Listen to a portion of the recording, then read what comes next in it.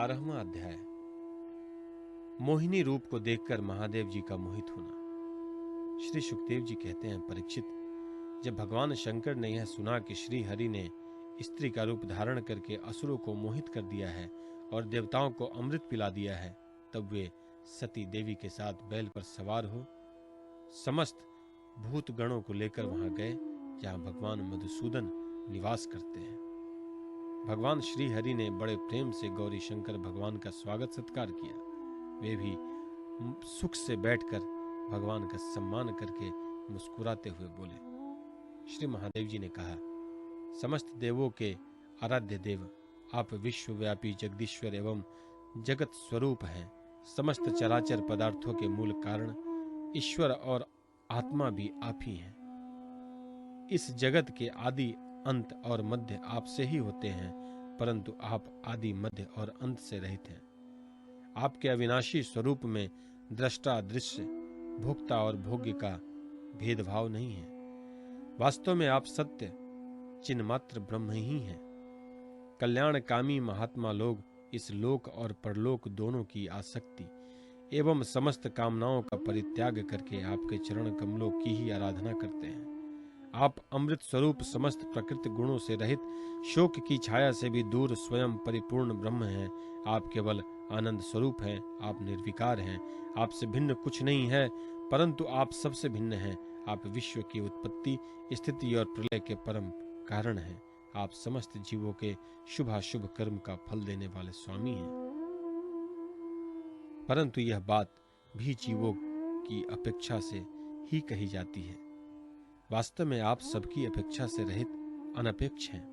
स्वामिन, कार्य और कारण, दैत्य और अदैत्य, जो कुछ है सब एकमात्र आप ही हैं। ठीक जैसे आभूषण के रूप में स्थित सुवर्ण और मूल सुवर्ण में कोई अंतर नहीं है, दोनों एक ही वस्तु है।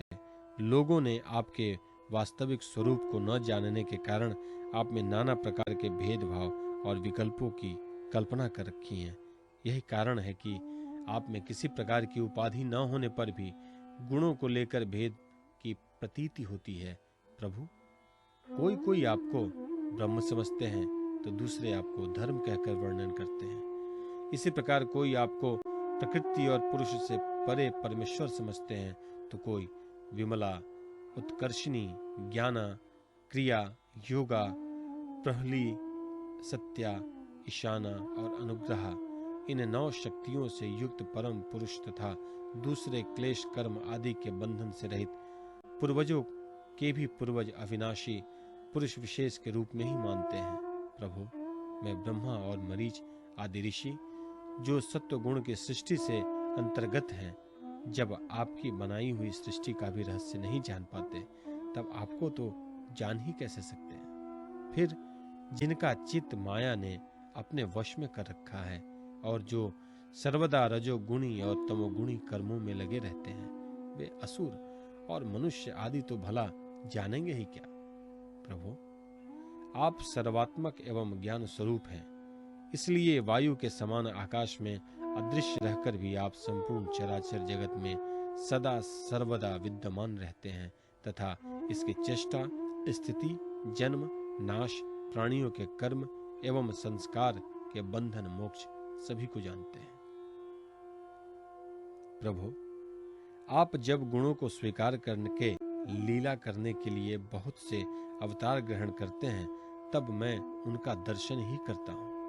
अब मैं आपके उस अवतार का भी दर्शन करना चाहता हूँ जो आपने स्त्री रूप में ग्रहण किया था, जिससे दैत्यों को मोहित करके आपने देवताओं को अमृत पिलाया।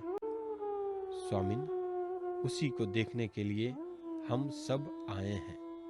हमारे मन में उनके दर्शन का बड़ा कौतूहल है।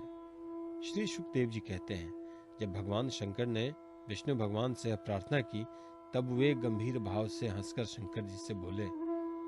श्री विष्णु भगवान ने कहा, शंकर जी, उस समय अमृत का कलश दैत्यों के हाथ में चला गया था। अतः देवताओं का काम बनाने के लिए और दैत्यों के मन एक मिनट ही मैंने वह स्त्री रूप धारण किया था। देव शिरोमणे, आप उसे देखना चाहते हैं, इसलिए मैं आपको वह रूप दिखाऊंगा, परंतु वह रूप तो कामी पुरुषों का ही आदरणीय है, क्योंकि वह काम भावना को उत्तेजित करने वाला है। श्री सुखदेव जी कहते हैं, इस तरह कहते कहते विष्णु भगवान वहीं अंतर्ध्यान हो गए और भगवान शंकर सती देवी के साथ चारों ओर दृष्टि दौड़ाते हुए वहीं बैठ गए। इतने में उन्होंने देखा कि सामने एक बड़ा सुंदर उपवन है। उनमें भांति भांति के वृक्ष लग रहे हैं, जो रंग बिरंगे फूल और लाल लाल कोपलों से भरे पूरे हैं। उन्होंने यह भी देखा कि उस उपवन में एक सुंदर स्त्री गेंद उछाल उछाल कर खेल रही है। वह बड़ी ही सुंदर साड़ी पहनी हुई है और उसकी कमर में करधनी की लड़ियां लटक रही हैं। गेंद से उछालने और लपक लपक कर पकड़ने से उसके अस्तन और उन पर पड़े हुए हार हिल रहे हैं।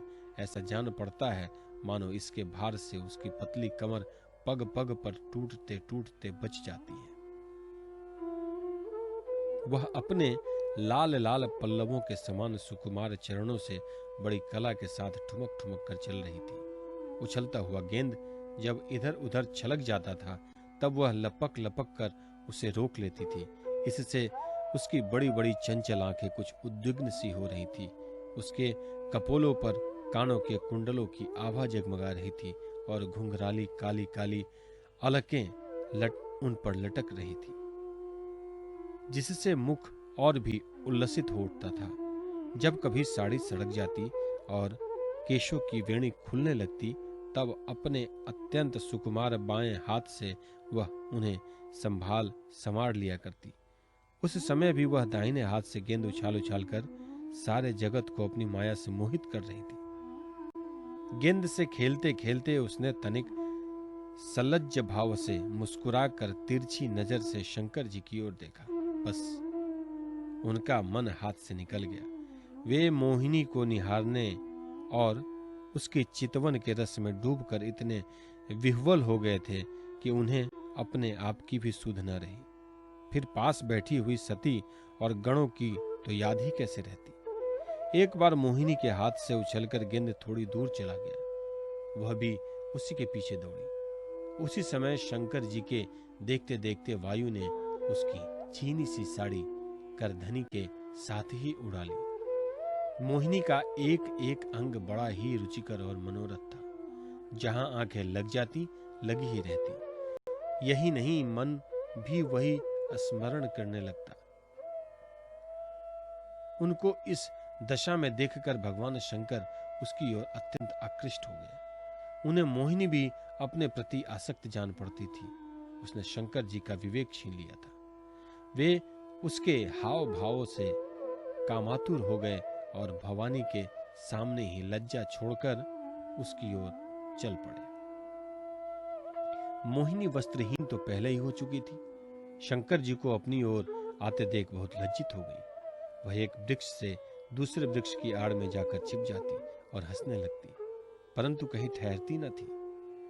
भगवान शंकर की इंद्रियां अपने वश में नहीं रही। वे कामवश हो गए थे।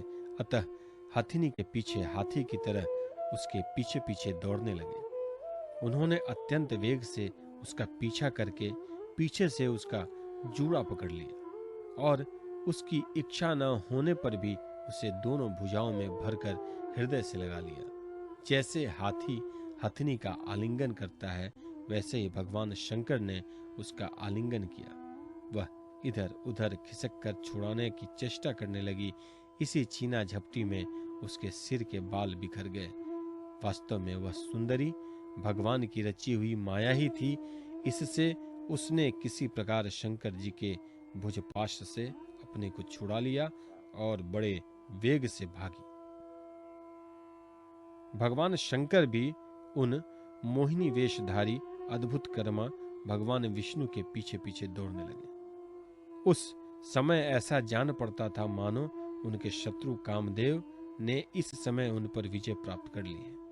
कामुक हथिनी के पीछे दौड़ने वाले मदोन्मत्त हाथी के समान वे मोहिनी के पीछे पीछे दौड़ रहे थे। यद्यपि भगवान शंकर का वीर्य अमोघ है, फिर भी मोहिनी की माया से वह स्खलित हो गया। भगवान शंकर का वीर्य पृथ्वी पर जहां जहां गिरा वहां वहां सोने चांदी की खानें बन गई। परीक्षित, नदी, सरोवर, पर्वत, वन और उपवन में जहां जहां ऋषि मुनि निवास करते थे, वहां वहां मोहिनी के पीछे पीछे भगवान शंकर गए। परीक्षित, वीर्यपात हो जाने के बाद उन्हें अपनी स्मृति हुई। उन्होंने देखा कि अरे, भगवान की माया ने तो मुझे खूब छकाया। वे तुरंत उस दुखद प्रसंग से अलग हो गए। इसके बाद आत्मस्वरूप सर्वात्मा भगवान की यह महिमा जानकर उन्हें कोई आश्चर्य नहीं हुआ।